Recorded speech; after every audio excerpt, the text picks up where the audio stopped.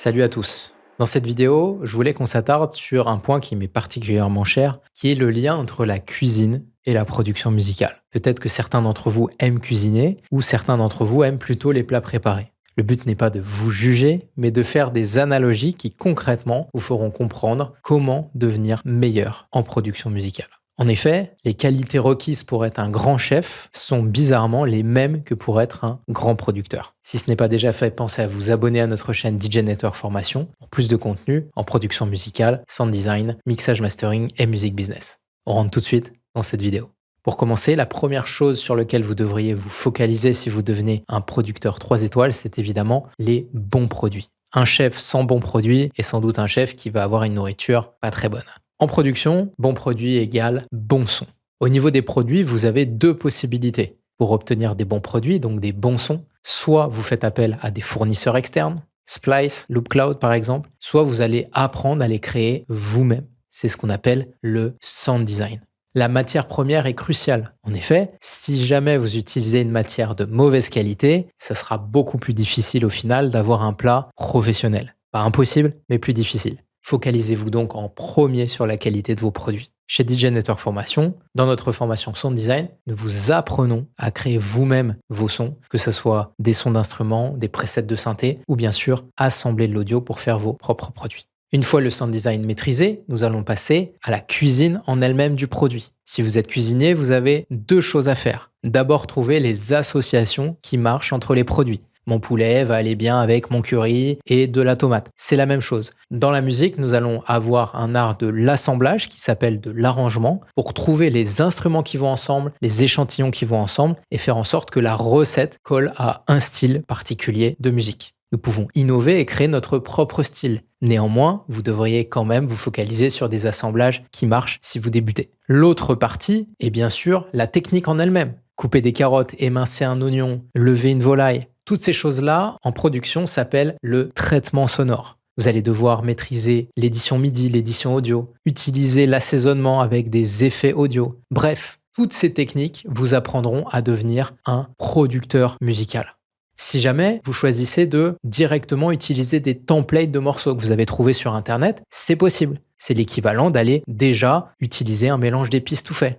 Mais vous pouvez aussi apprendre à structurer vos morceaux en fonction des styles, à choisir les bons registres pour les instruments. D'autre part, au niveau de la technique du traitement sonore, vous pouvez utiliser déjà des boucles découpées, des suites d'accords. Exemple, une volaille déjà préparée. Ici, un sample déjà équalisé, déjà traité. De même pour des mélodies ou des suites d'accords. Ou alors, vous pouvez apprendre à découper vous-même vos samples, à créer des suites originales, à créer des mélodies, à utiliser des effets. Vous l'aurez compris, il ne s'agit pas de dire que ce qui est entouré en rouge est moins bien que ce qui est entouré en vert. Ce sont juste des options que vous avez en tant que producteur. Si vous souhaitez tout faire, vous pouvez le faire. Si vous souhaitez au contraire faire seulement certaines choses, comme par exemple le sound design et éviter de trop produire, vous pouvez aussi le faire. Bref, toutes ces analogies vous aideront à devenir un meilleur producteur musical. Est-ce que dans la cuisine, nous nous arrêtons là? Non.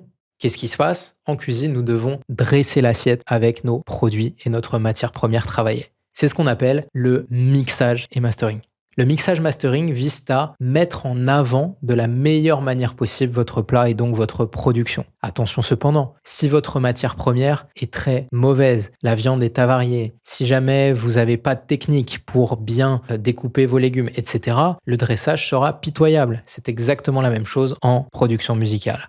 Un mixage mastering ne remplacera jamais un bon choix de matière première et bien sûr une bonne production. Néanmoins, si vous avez les deux, vous allez pouvoir du coup bien présenter les choses, soit de déléguer ça à un ingénieur du son spécialisé, soit en mixage, soit en mastering, soit les deux, soit vous allez apprendre à vous-même le faire. Chez DJ Network Formation, nous vous formons aussi bien en production musicale, mais aussi en mixage mastering. Nous arrivons du coup à la fin, puisque notre plat est fait. Est-ce que c'est tout? Non. Qu'est-ce qu'il nous reste? Il nous reste évidemment à aller présenter cela au client. Présenter au client revient à travailler sur votre image et votre direction artistique. Un morceau, même s'il est bien produit, bien mixé, ne sera jamais écouté si vous ne comprenez pas l'importance de la communication, l'importance de votre image, la manière dont vous allez présenter votre univers. Ici, on pourrait parler de marketing et vous avez plusieurs possibilités. Première possibilité, faire appel à des professionnels spécialisés, comme des labels, des éditeurs musicaux, des attachés de presse, pour vous aider à, au final, présenter votre produit. L'autre possibilité, c'est de l'apprendre à créer vous-même des visuels, gérer votre distribution, votre communication, négocier des contrats. Dans notre formation Music Business, nous vous apprenons à faire tout ça. Et ensuite, si vous décidez de déléguer certaines actions, vous pourrez le faire, mais consciemment.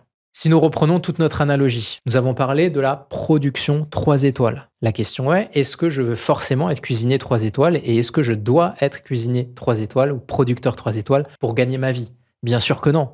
Une très bonne pizzeria peut très bien gagner sa vie. Par exemple, si vous avez une super matière première, une super production, vous pourriez très bien avoir un packaging, juste une boîte en carton pour votre pizza et un mixage moyen, mais quand même y arriver. En effet, le mixage mastering est de la touche finale. Mais si le produit est déjà magnifique, on pourrait limite s'en passer. Au contraire, est-ce que vous voulez plutôt être le bistrot du quartier?